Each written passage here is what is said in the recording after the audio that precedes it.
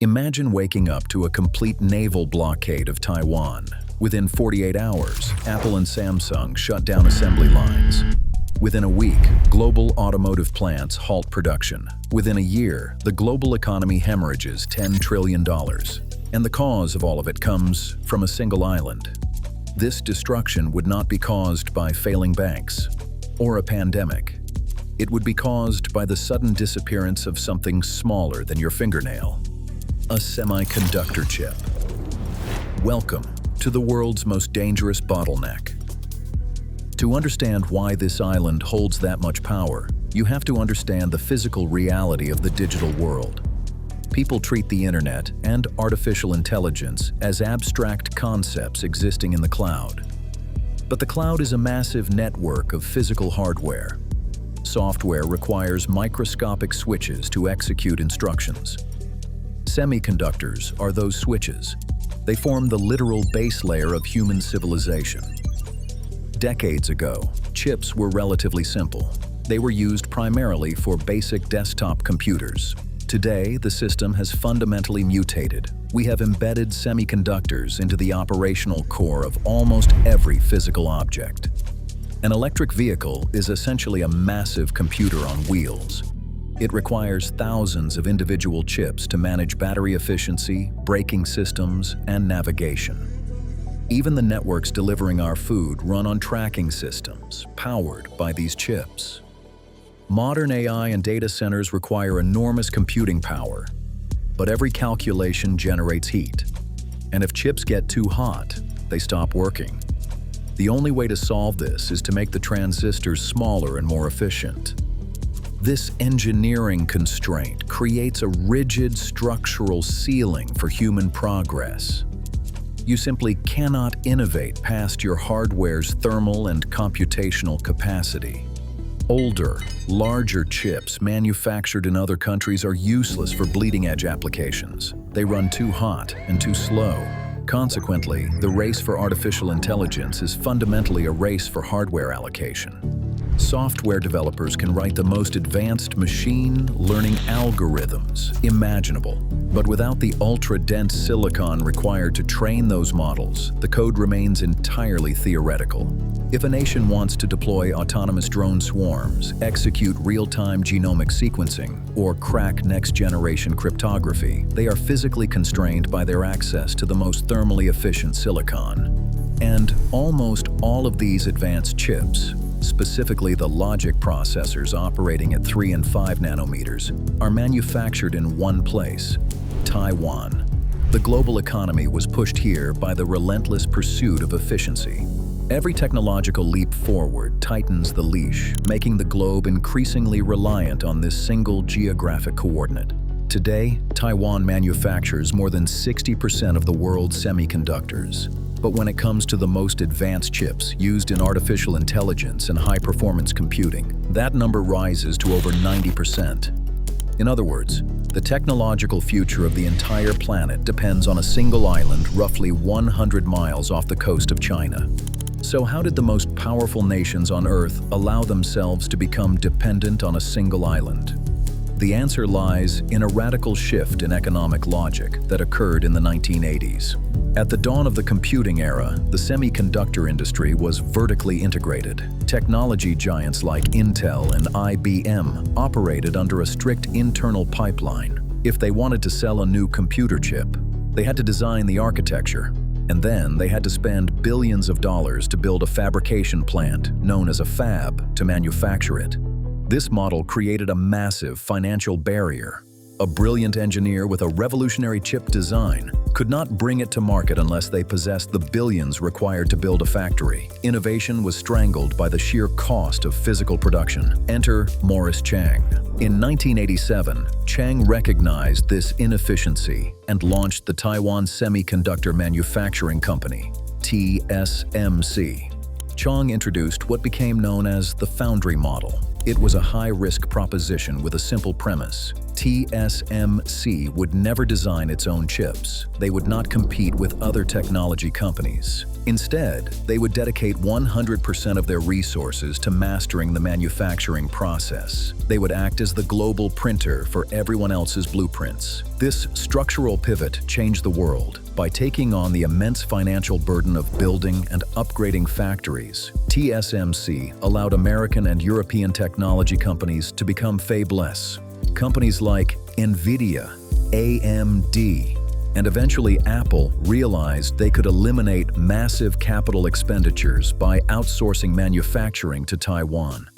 They could focus entirely on research, software, and chip design. The strategy worked perfectly. The technology sector exploded in profitability and speed because the division of labor was absolute. But over 3 decades, this convenience slowly transformed into a trap. As the rest of the world focused on software and design, they lost the institutional knowledge required to build the hardware. They handed the keys to the physical world to Taiwan.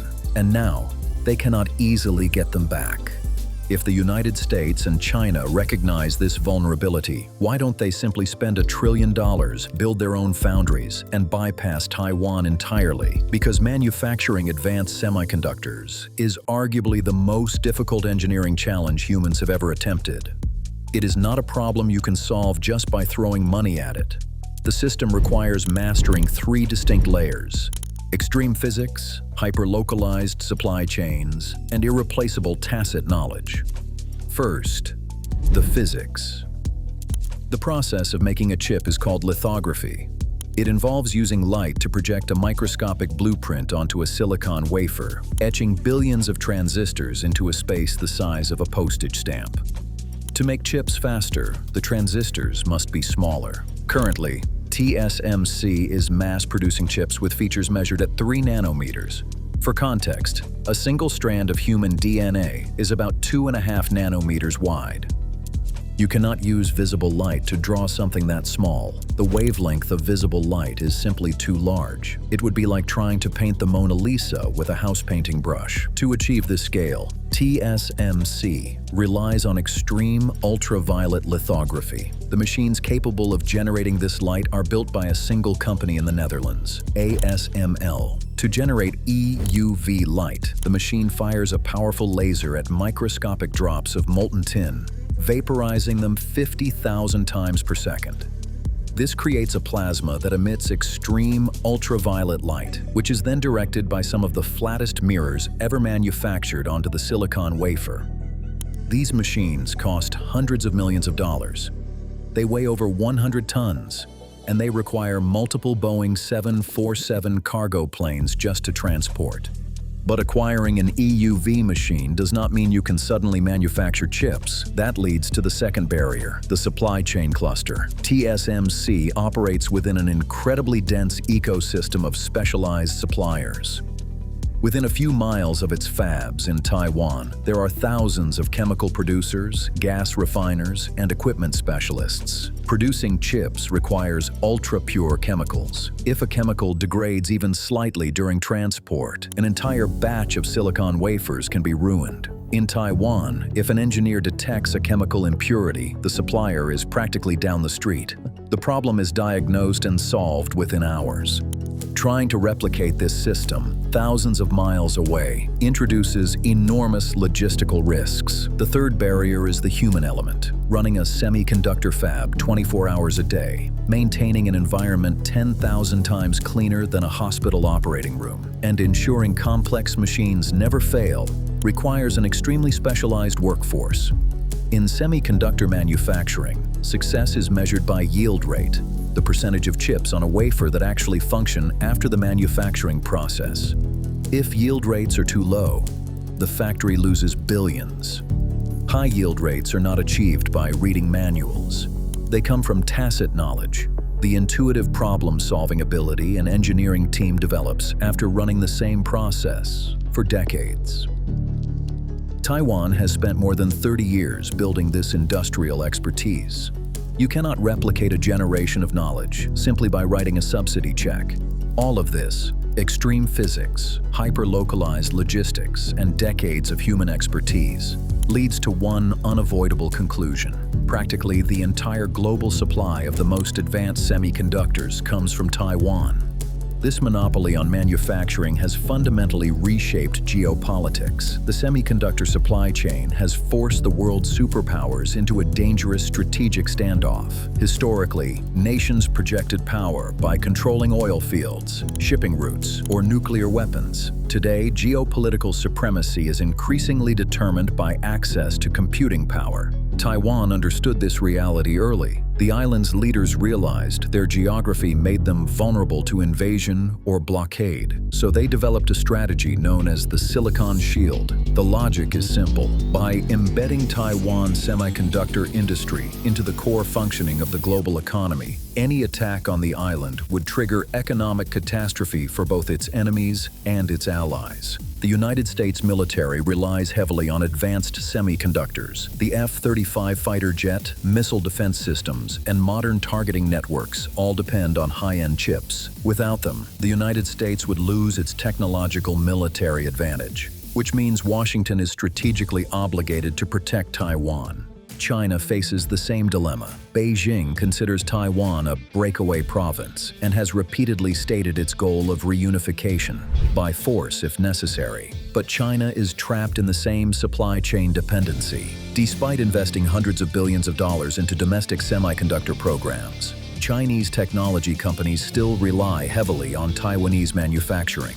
If China were to invade Taiwan, the semiconductor fabs would immediately stop functioning.